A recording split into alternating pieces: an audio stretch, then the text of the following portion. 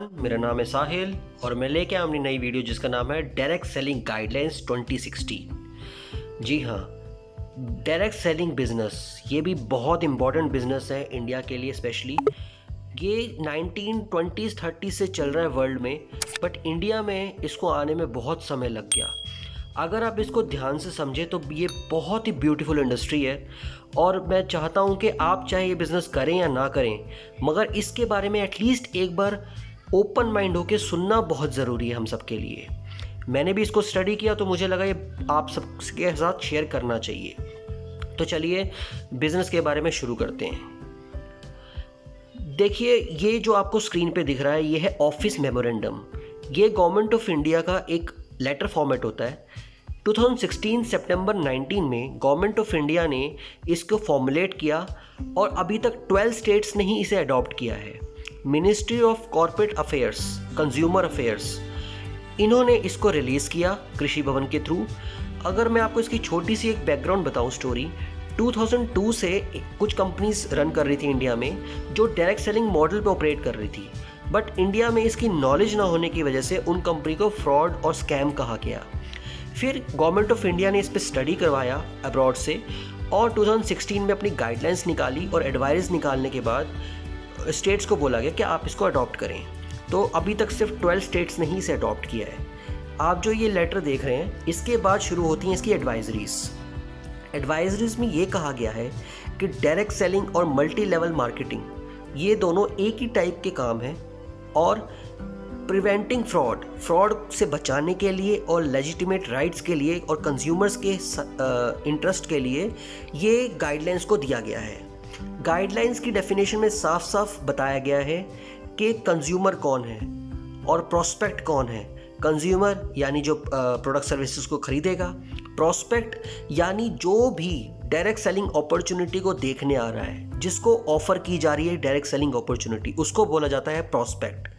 Direct seller वो person जो उस अपॉर्चुनिटी को प्रोस्पेक्ट को दे रहा है। ठीक है, नेटवर्क ऑफ डायरेक्ट सेलिंग, अगर आप इसको समझें, डायरेक्ट सेलिंग करते करते आप प्रोडक्ट सर्विसेज को सेल करते करते एक नेटवर्क क्रिएट कर लेते हैं। तो यानी प्रोडक्ट का सेल्स डिस्ट्रीब्यूशन, इसको बोला जाता है नेटवर्क ऑफ डायरेक्ट सेलिंग। देखो ध्यान से थोड़ा सा आपको समझना पड़ेगा। कोई भी कंपनी किसी भी कंपनी के साथ एक टाइप करती है तो डायरेक्ट सेलिंग कंपनी जो होगी किसी कंपनी के साथ एक टाइप करेगी और प्रोडक्ट सर्विसेज का डिस्ट्रीब्यूशन अपने लोगों के द्वारा करवाएगी। उसका जो डिस्ट्रीब्यूशन का एक नेटवर्क बनता है उसको बोला जाता है नेटवर्क ऑफ डायरेक्ट सेलिंग। जैसे अभी आप देखेंगे डायरेक्ट सेलिंग क्या लिखा हुआ है 6th क्लॉज में, marketing, distribution and sale of goods और providing of services as a part of network of direct selling other than a pyramid scheme. जी हाँ, ध्यान से सुनिए, पिरामिड स्कीम क्या होती है? वो भी उसी टाइप का नेटवर्क होगा बट उसमें प्रोडक्ट सर्विसेज का डिस्ट्रीब्यूशन नहीं होगा। डायरेक्ट सेलिंग में मैन्युफैक्चरर टू कंज्यूमर डिस्ट्रीब्यूशन होता है और बीच में होते हैं डिस्ट्रीब्यूटर्स, या आप कहेंगे जो प्रोस्पेक्ट को हम सेल कर रहे हैं तो वो बाद में डिस्ट्रीब्यूटर्स बनते हैं। डायरेक्ट सेलिंग एंटिटी, इसका मतलब हुआ कोई भी डायरेक्ट सेलिंग इंडस्ट्री या जो भी बिजनेस स्टार्ट करना चाहता है उसको गवर्नमेंट को टाइम टू टाइम अपनी सारी सब कुछ बताना पड़ेगा कि वो कैसे काम कर रहे हैं, क्या क्या गुड सर्विसेज हैं उनके पास, क्या क्या वो सेल कर रहे हैं। सारे कंज्यूमर प्रोटेक्शन एक्ट के थ्रू अपनी प्राइसिंग, सेल ऑफ गुड्स, सब कुछ उनको गवर्नमेंट ऑफ इंडिया को बताना पड़ेगा।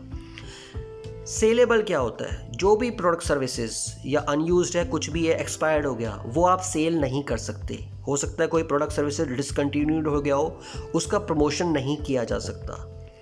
फिर से देखिए पिरामिड स्कीम क्या होती है, साफ साफ लिखा गया है कोई भी multi layer network of subscriber होगा वो क्या करता है, किसी ना किसी को एनरोल करेगा। जैसे आप देखेंगे बाइनरी फॉर्म होती है, मैं बाइनरी का एग्जांपल लेता हूँ। बाइनरी भी एक पिरामिड स्कीम की तरह एक नेटवर्क कहा जाता है, बट वो भी पिरामिड स्ट्रक्चर में अगर गुड्स और सर्विसेज सेल हो रहे हैं तो वो इलीगल नहीं है।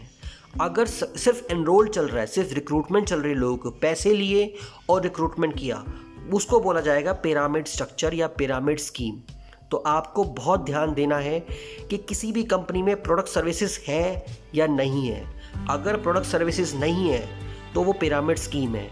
एक बात का बहुत ध्यान रखना है, कोई भी बिजनेस होता है, कोई भी, चाहे डायरेक्ट सेलिंग हो या कोई और बिजनेस हो, वो हमेशा से एक पिरामिड स्ट्रक्चर हो सकता है। बाइनरी फॉर्म भी एक पिरामिड स्ट्रक्चर की तरह दिखती है, बट बिजनेस का मतलब होता है प्रोडक्ट, सर्विसेज, कंज्यूमर और ट्रांजैक्शन। जहाँ ये नहीं है वो एक तरह का पिरामिड स्ट्रक्चर कहलाया जाएगा। कोई भी प्रोविज़न नहीं होगा कि डायरेक्ट सेलिंग को कोई भी रिम्यूनरेशन मिलेगा या इंसेंटिव मिलेंगे रिक्रूटमेंट पे। वही याद रखें, गुड सर्विसेज का होना बहुत ही ज़रूरी है। कोई भी रजिस्ट्रेशन एंट्री फीस नहीं होगी, ठीक है। आपको पार्टिसिपेंट को सब कुछ बताना पड़ेगा, उसको बायबैक गारंटी के बारे में बताना पड़ेगा, जो इंडिया में 30 डेज़ की बायबैक गारंटी है। ये PDF मैं अटैच कर दूंगा, आपको सारे क्लॉजेस एक एक करके मिल जाएंगे जो आपको स्क्रीन पे दिख रहे हैं। मार्केट में बहुत सारी मनी सर्कुलेशन स्कीम्स भी चल रही हैं, तो इन्होंने price chits and money circulation schemes के थ्रू भी कंपनी के क्लॉजेस को चेक करती है गवर्नमेंट ऑफ इंडिया। कोई भी रिम्यूनरेशन सिस्टम ऐसे नहीं होगा जब तक उसमें प्रोडक्ट सर्विसेज नहीं है। अब देखिए कंडीशन क्या है। क्लॉज 2 कहता है कंडीशन क्या होगी अगर आपको डायरेक्ट सेलिंग बिजनेस शुरू करना है तो, एक, आपको इंडिया का लॉ, लीगल एंटिटी को फॉलो करना पड़ेगा और 90 डेज़ के अंदर कंप्लाई करना पड़ेगा उनके क्लॉजेस को जो मिनिस्ट्री ऑफ कॉर्पोरेट अफेयर्स ने आपको दिए हुए हैं। और आपको सारी जितनी भी ओरिएंटेशन, डायरेक्ट सेलिंग, क्या क्या आप किस तरीके से काम करेंगे, क्या क्या प्रोडक्ट सर्विसेज आप होंगे, सब कुछ आपको गवर्नमेंट ऑफ इंडिया को एक एक क्लॉज में बताना पड़ेगा ताकि किसी के साथ फ्रॉड ना हो। अब जैसे 5th क्लॉज में आपको बता रहा है 30 डेज़ के अंदर बायबैक गारंटी, आपको फुल रिफंड देना पड़ेगा अगर आपको किसी को प्रोडक्ट पसंद नहीं आता है। जैसे आप दूसरी कंपनी भी देख सकते हैं, फ्लिपकार्ट, अमेज़ॉन, इन सब में भी 30 डेज़ की बायबैक गारंटी पहले होती थी, अब 7 डेज़ की एक्सचेंज पॉलिसी है, किसी में बायबैक गारंटी है। तो ये भी ई-कॉमर्स प्लेटफॉर्म के ऊपर मैक्सिमम चलता है। Most of the company e-commerce platform के ऊपर चल रही हैं और 30 डेज़ की बायबैक गारंटी देनी इनके लिए मैंडेटरी है, क्योंकि साफ साफ क्लॉज 5 में लिखा गया है यहाँ पे। अब देखिए आगे, कोई भी प्रमोटर या की मैनेजमेंट पर्सन होगा वो कन्विक्टेड नहीं होना चाहिए लास्ट 5 ईयर्स में कोर्ट के द्वारा।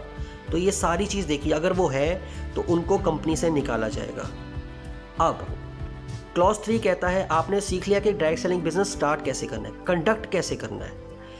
अब आप देखिए, कोई भी डायरेक्ट सेलर, ओनर, होल्डर या लाइसेंस, ट्रेडमार्क, ये सब आप गुड्स और सर्विसेज को नहीं बेच सकते इसके अंडर जब तक वो लीगल क्लॉज स्टार्ट नहीं होता, ठीक है। पहले कंपनी को रजिस्टर ऑफ डायरेक्ट सेलर्स में एनरोल कराना पड़ेगा, उसका पैन, आधार, सब कुछ, एड्रेस प्रूफ जब तक वेरीफाई नहीं होगा आप डायरेक्ट सेलर नहीं बन सकते। ये बनना बहुत ज़रूरी है, ये सब करना। KYC का पक्का रूल बनाया है इन्होंने, आधार कार्ड, पैन कार्ड यानी proof of address, proof of identity, PAN, इन सब का होना बहुत ज़रूरी है। और इनको एक प्रॉपर अपडेटेड वेबसाइट रखनी है, contact information, management, product, services, buyback policy, सब कुछ 45 डेज़ के अंदर ग्रीवेंस का सिस्टम, उसके अकाउंट की इंफॉर्मेशन, कमीशन, बोनस, सारा कॉम्पनसेशन प्लान, सब कुछ होना चाहिए वेबसाइट के ऊपर। कोई भी डायरेक्ट सेलिंग इंडस्ट्री मिसलीड नहीं कर सकती, कोई भी अनफेयर रिक्रूटमेंट प्रैक्टिसेस नहीं कर सकती, ठीक है। कोई भी गलत रिप्रेजेंटेशन नहीं कर सकता। जैसे इसका सबसे बड़ा लूप होल है इस इंडस्ट्री का कि जो डिस्ट्रीब्यूटर्स होते हैं वो कंपनी को रिप्रेजेंट करते हैं और वो लोग गलत तरीके से प्रेजेंट कर सकते हैं कंपनी को। तो कंपनी को इन सब पे भी ध्यान देना पड़ेगा। कंपनी को सारे एडवांटेजेस प्रोस्पेक्ट को बताने पड़ेंगे, कोई भी झूठे वादे नहीं करने। प्रोस्पेक्ट को बताना पड़ेगा कैसे कैसे पैसा बनेगा, कैसे कैसे प्रोडक्ट सर्विसेज डिस्ट्रीब्यूट होंगे, कौन सी वेबसाइट है, क्या बायबैक पॉलिसी है, हर चीज़ सामने प्रोस्पेक्ट यानी जो जिसको डायरेक्ट सेलिंग अपॉर्चुनिटी आप देने जा रहे हो उसको सब कुछ बताना पड़ेगा। आपस में एग्रीमेंट भी होंगे सबके बीच में, ठीक है। कोई भी फीस नहीं ली जाएगी, फिर से बता रहा हूँ मैं आपको, कोई भी फीस, रिक्रूटमेंट फीस नहीं है, रजिस्ट्रेशन फ्री ऑफ कॉस्ट है। अब कंडीशन क्या होगी, डायरेक्ट सेलिंग कॉन्ट्रैक्ट कैसे होगा, डायरेक्ट सेलर, डिस्ट्रीब्यूटर और डायरेक्ट सेलिंग एंटिटी के बीच में। जो भी डायरेक्ट सेलिंग एंटिटी होगी उसको एक कॉन्ट्रैक्ट एग्रीमेंट करना पड़ेगा, डायरेक्टली या इनडायरेक्टली, ठीक है। तो उन्होंने अपने एक फॉर्म्स निकाले होंगे जो फॉर्म्स को साइन करके एग्रीमेंट करके उनके साथ केवाईसी करके यानी पैन कार्ड आधार कार्ड लगा के कंपनी को भेजना होगा, नहीं तो कंपनी में आप अर्निंग नहीं कर सकते। ये बात ध्यान रखें, कंपनी को केवाईसी करना मैंडेटरी है और केवाईसी के लिए कंपनी का कॉन्ट्रैक्ट फॉर्म, आपके सिग्नेचर्स, पैन कार्ड, आधार कार्ड, फोटोग्राफ, ये सब होना बहुत ज़रूरी है। और आईडी कार्ड भी वो अप्लाई करते हैं क्योंकि आईडी कार्ड भी शो करना बहुत ज़रूरी है प्रोस्पेक्ट को। डायरेक्ट सेलिंग की कुछ ऑब्लिगेशंस हैं जो इसमें बताई गई हैं, जैसे मैंने आपको आईडी कार्ड का बताया। डायरेक्ट पहला क्लॉज बता रखा है, डायरेक्ट सेलिंग जो भी डायरेक्ट सेलर है उसको अपना आईडी कार्ड कैरी करना बहुत ज़रूरी है और उसके बिना और प्रायर अपॉइंटमेंट के बिना वो नहीं प्रेजेंट कर सकता।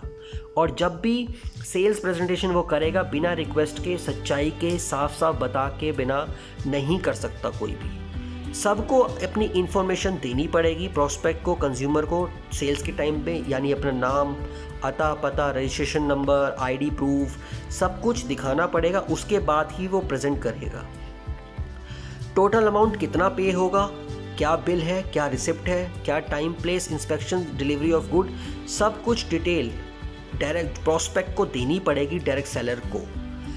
कोई भी डायरेक्ट सेलर अगर गलत इन्फॉर्मेशन मिसलीड कर रहा है, कोई गलत अपने पैसे कमाने के चक्कर में अब एडवांटेजेस गलत बता रहा है कि आप करोड़पति हो जाओगे, आप ये हो जाओगे, शो ऑफ कर रहा है, ये सब चीज़ें कर रहा है, तो वो गलत है। तो उसके लिए कंपनी को अपनी ग्रीवेंस कमेटी के थ्रू सब कुछ साफ साफ इंक्वायरीज करनी पड़ेंगी और उनको वहाँ से टर्मिनेट करना होगा। अब अगला क्लॉज, अभी तो आपने सुना था कंपनी के बीच में और डायरेक्ट सेलर के, अब रिलेशनशिप कैसा रहेगा। रिलेशनशिप भी वही है, रिटर्न एग्रीमेंट होगा दोनों पार्टीज के बीच में और डिस्ट्रीब्यूटर के साथ भी रहेगा। जो कंज्यूमर है वो ही डिस्ट्रीब्यूटर कहलाता है। पहले आप कंज्यूमर बनते हो, फिर वो आप डिस्ट्रीब्यूटर बनते हो। तो अब ये देखिए जैसे स्टेप्स लिखे हुए हैं, कोई भी कंप्लेंट फ़ोन पे रिसीव हो सकते हैं, ईमेल आईडी होगी, वेबसाइट होगी, कोई भी कंप्लेंट नंबर, ट्रैकिंग नंबर, सारा कुछ रिकॉर्ड, सब कुछ रिड्रेसल के लिए मेंटेन करना पड़ेगा कंपनीज़ को। अगर कंपनी ये मेंटेन नहीं करती है तो उस पर कोई ना कोई एक्शन लिया जाएगा। अब देखिए फोर्थ क्लॉज का ए पॉइंट में लिखा गया है, the grievance redressal committee shell consist of at least 3 officers of a direct selling entity. Grievance committee में कोई भी 3 ऑफिसर्स होने बहुत ज़रूरी हैं जो अलग से सबकी प्रॉब्लम्स को सॉल्व करेंगे। ग्रीवेंस रिड्रेसल कमेटी को ही कंप्लेंट्स को एड्रेस करना पड़ेगा और कंप्लेंट्स को एक्शन के बारे में बताना पड़ेगा, यानी ईमेल के थ्रू, वेबसाइट, कॉल, किसी भी तरीके से हो सकता है। Complaints may be made by a member of general public, कोई भी डायरेक्ट सेलर के अगेंस्ट कंप्लेंट्स आ सकती हैं, एम्प्लॉय के अगेंस्ट कुछ भी, तो उनको सच ग्रीवेंस को सॉल्व करना पड़ेगा directly by the direct selling entity. ठीक है, डायरेक्ट सेलर जो भी एंटिटी होगी यानी कंपनी होगी, उसको इन्फॉर्मेशन प्रोवाइड करनी पड़ेगी कंज्यूमर के बारे में कि वो परचेज जो कर रहा है उसका नेम ऑफ द परचेजर, नाम क्या है, जो खरीद रहा है, जो बेच रहा है उसका नाम क्या है, डिलीवरी डेट क्या है गुड्स की, ठीक है, वारंटी क्या है, रिप्लेसमेंट क्या है, और कोई भी पर्सन जो बेच रहा है या ऑफर कर रहा है सेल, इंक्लूडिंग चाहे ई कॉमर्स प्लेटफॉर्म हो, मार्केट प्लेस हो या कोई प्रोडक्ट हो, सर्विसेज हो, उसको पहले रिटर्न कंसेंट लेना पड़ेगा, यानी अप्रूवल, उससे परमिशन लेनी पड़ेगी डायरेक्ट सेलिंग एंटिटी से कि वो कर सकता है कि नहीं कर सकता। ठीक है, अब क्लॉज 8 क्या कहता है, prohibition of pyramid scheme and money circulation. कोई भी पर्सन अगर पिरामिड स्कीम में है या मनी सर्कुलेशन स्कीम में काम कर रहा है तो वो डायरेक्ट सेलिंग बिजनेस अपॉर्चुनिटी को नहीं बेच सकता, नहीं प्रमोट कर सकता। ठीक है, अब अपॉइंटमेंट कैसे होगी मॉनिटरिंग अथॉरिटी की। जो भी नोडल डिपार्टमेंट होगा उसको इस इश्यूज से, जो भी डायरेक्ट सेलिंग से रिलेटेड इश्यूज आएंगे, उसको डिपार्टमेंट ऑफ कंज्यूमर अफेयर्स को इंटीमेट करना होगा, बताना होगा। स्टेट गवर्नमेंट्स भी उस पर एक्शन ले सकती हैं और स्टेट गवर्नमेंट्स जैसे जैसे धीरे धीरे अप्रूवल दे रही हैं इन गाइडलाइंस के ऊपर, तो वो भी अपनी टास्क फोर्स टीम्स वगैरह भेज के सब कुछ चेक कर सकती है कंपनी के क्लॉजेस के बारे में, कंपनी के प्रोडक्ट सर्विसेज के बारे में। ठीक है, तो इन द एंड ये हो चुका है, 12 पेजेस का PDF फाइल है, मैं यहाँ पे शेयर कर दूंगा। एंड में मुझे यही कहना है, कोई भी कंपनी आप चूज़ करो, आप डायरेक्ट सेलिंग गाइडलाइंस को देख लो पहले, और जिस भी जगह आप प्रेजेंटेशन देखने जा रहे हो, गाइडलाइंस के थ्रू सारा कुछ क्रॉस चेक करके कि कंपनी की वेबसाइट है कि नहीं, प्रोडक्ट सर्विसेज क्या हैं, और साथ में कंपनी का कंपनसेशन प्लान वेबसाइट के ऊपर है कि नहीं, प्रोडक्ट सर्विसेज का प्राइसेस है कि नहीं, कैसे कैसे वो बिज़नेस करेगी, उसकी पास्ट स्टोरी कब से चल रही है, कितना टाइम हो गया है। ये सब करने के बाद ही आप डायरेक्ट सेलिंग इंडस्ट्री को ज्वाइन करें ताकि आपके साथ फ्रॉड ना हो। Thank you so much. Please video को लाइक कीजिए, सबके साथ शेयर कीजिए। हो सकता है ये वीडियो आपको फ्रॉड या स्कैम से बचा ले। बहुत कोशिश करिए कि आपको अच्छे से मैं गाइडलाइन समझा पाऊँ। प्लीज़ आप थोड़ा रीड कीजिए, और अगर आपको कुछ लगता है कोई क्लॉज आपको समझ नहीं आ रहा तो आप कमेंट सेक्शन में बता दीजिए। मैं फिर से कोई वीडियो बना दूंगा या पर्सनली कांटेक्ट करके आपको समझा दूंगा। Thank you so much.